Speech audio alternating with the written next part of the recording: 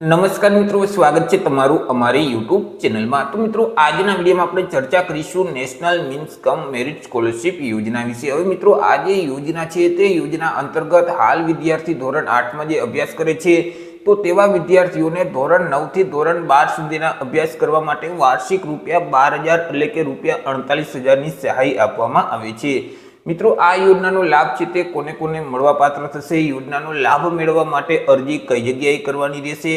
અરજી ફોર્મ છે તે કઈ તારીખથી કઈ તારીખ સુધીમાં ભરી દેવાના રહેશે? કયા કયા ડોક્યુમેન્ટની જરૂર પડશે? આ તમામ માહિતી આપણે એક જ વિડીયોમાં મેળવશું। તો વિડીયોની શરૂઆત કરીએ તે પહેલા વિડીયો ગમે તો લાઈક અને શેર કરી દેજો। ચેનલમાં નવા હોય તો ચેનલને સબસ્ક્રાઇબ કરી દેજો।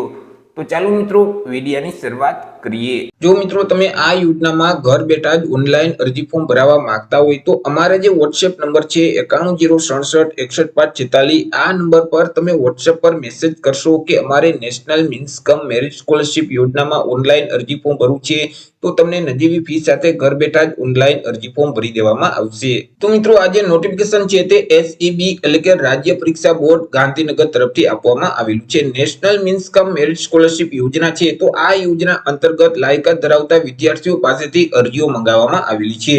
વિગતવાર ચર્ચા કરીએ તો રાજ્યમાં નબળી આર્થિક સ્થિતિ ધરાવતા તેજસ્વી વિદ્યાર્થીઓ છે કે જે વિદ્યાર્થી ધોરણ 12 સુધી અભ્યાસ પૂર્ણ કરી શકે તથા જે માધ્યમિક અને ઉચ્ચતર માધ્યમિક શાળામાં જે ડ્રોપ આઉટ છે તો તેનો દર ઘટી શકે તે હેતુ માટે ધોરણ 8માં જે અભ્યાસ કરતા વિદ્યાર્થીઓ છે તો તે વિદ્યાર્થીઓ માટે નેશનલ મીન્સ કમ મેરિટ સ્કોલરશિપ યોજના છે તે ભારત સરકારનું જે શિક્ષા મંત્રાલય છે તેમના તરફથી અમલમાં મૂકવામાં આવેલી છે।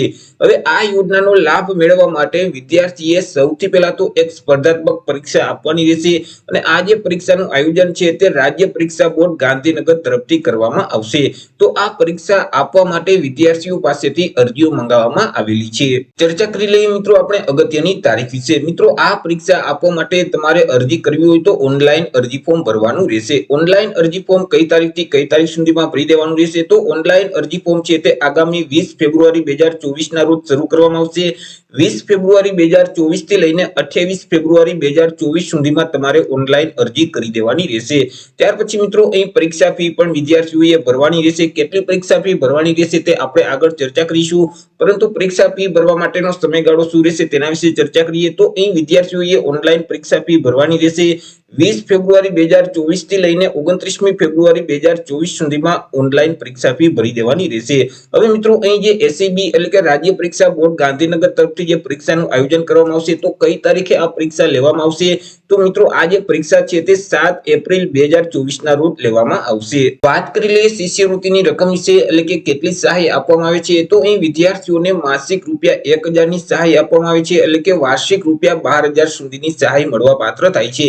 વિદ્યાર્થી ધોરણ 9 થી ધોરણ 12 નો અભ્યાસ કરે છે એવી રીતે 4 વર્ષ સુધી આ સહાય આપવામાં આવે છે એટલે કે ટોટલ ₹48,000 ની સહાય છે તે વિદ્યાર્થીને મળવા પાત્ર થાય છે। વિદ્યાર્થી ધોરણ 9 થી ધોરણ 12 નો અભ્યાસ પૂરો કરે છે એટલા સમયગાળા સુધીમાં ₹48,000 ની આ સહાય આપવામાં આવે છે અને આ જે સહાયની રકમ છે તે ડાયરેક્ટ વિદ્યાર્થીના બેંક ખાતામાં ડીબીટીના માધ્યમથી જમા કરાવવામાં આવશે। ચર્ચા કરી લઈએ મિત્રો વિદ્યાર્થીની લાયકાત વિશે એટલે કે કયા વિદ્યાર્થીને આ યોજનાનો લાભ મળવા પાત્ર થશે અને કયા વિદ્યાર્થી આ પરીક્ષા આપી શકશે? તો કે એવા વિદ્યાર્થી કે જે વિદ્યાર્થી હાલ જે ચાલુ શૈક્ષણિક વર્ષ છે તેમાં ધોરણ 8માં અભ્યાસ કરે છે પરંતુ કઈ શાળામાં અભ્યાસ કરતા હોવા જોઈએ? તો કે અહીં જે સરકારી પ્રાથમિક શાળાઓ છે અથવા તો લોકલ બોડીની જે પ્રાથમિક શાળાઓ છે જેમ કે જિલ્લા પંચાયત હસ્તકની પ્રાથમિક શાળાઓ છે, મહાનગરપાલિકા હસ્તકની જે પ્રાથમિક શાળાઓ છે અથવા તો નગરપાલિકા હસ્તકની જે પ્રાથમિક શાળાઓ છે તેમાં હાલ અત્યારે ધોરણ 8માં અભ્યાસ કરતા હોય અથવા તો ગ્રાન્ટેડ પ્રાથમિક શાળામાં હાલ અત્યારે ધોરણ 8માં અભ્યાસ કરતા હોય તો એ જ વિદ્યાર્થી આ યોજનાનો લાભ મેળવી શકશે અને એ જ વિદ્યાર્થી આ પરીક્ષા આપી શકશે। અહીં મિત્રો, જે ખાનગી શાળામાં અભ્યાસ કરતા હોય જેમ કે પ્રાઇવેટ શાળા છે અથવા તો સેલ્ફ ફાઇનાન્સ શાળા છે અથવા તો મિત્રો કેન્દ્રીય વિદ્યાલય છે અથવા તો જવાહર નવોદય વિદ્યાલય છે અથવા તો જે શાળામાં રહેવા જમવા અને અભ્યાસની સગવડો પૂરી પાડવામાં આવતી હોય તેવી કોઈ પણ કેન્દ્ર અથવા તો રાજ્ય સરકારની જે સંસ્થાઓ દ્વારા ચલાવવામાં આવતી જે નિવાસી શાળાઓ છે અને તેમાં વિદ્યાર્થી હાલ અત્યારે ધોરણ 8માં અભ્યાસ કરે છે તો તે વિદ્યાર્થી આ પરીક્ષા આપી નહીં શકે, તે વિદ્યાર્થી આ યોજનાનો લાભ મેળવી શકતા નથી। મિત્રો એવા જ વિદ્યાર્થી આ યોજનાનો લાભ મેળવી શકે છે કે જે વિદ્યાર્થી હાલ અત્યારે સરકારી પ્રાથમિક શાળા અથવા તો લોકલ બોડીની પ્રાથમિક શાળાઓ છે અથવા તો ગ્રાન્ટેડ પ્રાથમિક શાળામાં અભ્યાસ કરે છે એ જ વિદ્યાર્થી આ યોજનાનો લાભ મેળવી શકશે અને એ જ વિદ્યાર્થી આ પરીક્ષા આપી શકશે. પરંતુ અહીં મિત્રો એક ટકાવારી નક્કી કરવામાં આવેલી છે. જનરલ કેટેગરીના વિદ્યાર્થીઓ છે, ઓબીસી કેટેગરીના વિદ્યાર્થીઓ છે, તો તે વિદ્યાર્થીઓએ ધોરણ 7માં ઓછામાં ઓછા 55% અથવા તો તે સમકક્ષના ટકા છે તે મેળવેલ હોવા જોઈએ, તે સમકક્ષનો ગ્રેડ છે તે મેળવેલ હોવો જોઈએ. જો ધોરણ 7માં 55% કરતા ઓછી ટકાવારી હશે જનરલ કેટેગરી અને ઓબીસી કેટેગરીના વિદ્યાર્થીઓને, તો પણ તે આ વિદ્યાર્થી યોજનાનો લાભ નથી લઈ શકતા. જ્યારે અનુસૂચિત જાતિ એટલે કે એસસી અને એસટી કેટેગરીના જે વિદ્યાર્થીઓ છે, તો તે વિદ્યાર્થીઓએ ધોરણ 7માં ઓછામાં ઓછા 50% અથવા તો તે સમકક્ષનો ગ્રેડ છે તે મેળવેલ હોવો જોઈએ, તો તેઓ આ પરીક્ષા આપી શકશે. ચર્ચા કરી લઈએ આવક મર્યાદા વિશે. તો અહીં વિદ્યાર્થીના કુટુંબની વાર્ષિક આવક મર્યાદા એક નક્કી કરવામાં આવેલી છે. વિદ્યાર્થીના વાલીની જે વાર્ષિક આવક છે તે ₹3,50,000 સુધીની હોવી જોઈએ. જો ₹3,50,000 કરતા વધારે વાર્ષિક આવક હશે તો પણ તે વિદ્યાર્થી આ પરીક્ષા આપી નથી શકતા. અહીં વિદ્યાર્થીના વાલીએ જે આવકનો દાખલો છે તે આવકના દાખલાની પ્રમાણિત નકલ છે તે રજૂ કરવાની રહેશે અને આ જે આવકનો દાખલો છે તે સક્ષમ અધિકારી શ્રી દ્વારા આપવામાં આવેલો હોય તે જ માન્ય ગણાશે. ચર્ચા કરી લઈએ પરીક્ષા ફી વિશે કે આ પરીક્ષા આપવા માટે વિદ્યાર્થીએ કેટલી પરીક્ષા ફી ભરવાની રહેશે. તો અહીં જે જનરલ કેટેગરીના વિદ્યાર્થીઓ છે, ઈડબ્લ્યુએસ કેટેગરીના વિદ્યાર્થીઓ છે, ઓબીસી કેટેગરીના જે વિદ્યાર્થીઓ છે, તો તેઓએ આ પરીક્ષા આપવા માટે પરીક્ષા ફી છે તે ₹70 ભરવાના રહેશે. તે સિવાય મિત્રો હેન્ડીકેપ વિદ્યાર્થીઓ છે, એસસી કેટેગરીના વિદ્યાર્થીઓ છે, એસટી કેટેગરીના જે વિદ્યાર્થીઓ છે, તો તે વિદ્યાર્થીઓએ આ પરીક્ષા આપવા માટે જે પરીક્ષા ફી છે તે ₹50 ભરવાના રહેશે. તે સિવાય મિત્રો જે બેંકનો સર્વિસ ચાર્જ છે તે અલગથી ચૂકવવાનો રહેશે અને આ જે પરીક્ષા ફી છે તે એકવાર ભર્યા પછી કોઈ પણ સંજોગોમાં તમને પરત કરવામાં આવતી નથી. ચર્ચા કરી લઈએ મિત્રો આપણે અભ્યાસક્રમ વિશે કે આ જે પરીક્ષા લેવામાં આવશે તો તેમનો અભ્યાસક્રમ કેવો રહેશે. મિત્રો અહીં તમને જે ક્વેશ્ચન પેપર આપવામાં આવશે તેમાં એમસીક્યુ પ્રકારના પ્રશ્ન પૂછવામાં આવશે, એટલે કે એક પ્રશ્નની નીચે અલગ અલગ 4 વિકલ્પ આપેલા છે, તેમાંથી સાચો વિકલ્પ ગોતી તમારે OMR શીટમાં ટીક કરવાનું રહેશે. હવે મિત્રો તમને જે ક્વેશ્ચન પેપર આપવામાં આવશે તેમાં અલગ અલગ 2 વિભાગ હશે. પહેલા વિભાગમાં બૌદ્ધિક યોગ્યતા કસોટીને લગતા પ્રશ્ન પૂછવામાં આવશે. કુલ 90 પ્રશ્ન પૂછવામાં આવશે. એક પ્રશ્નનો 1 માર્ક, એવી રીતે પહેલો વિભાગ છે તે 90 માર્કનો રહેશે.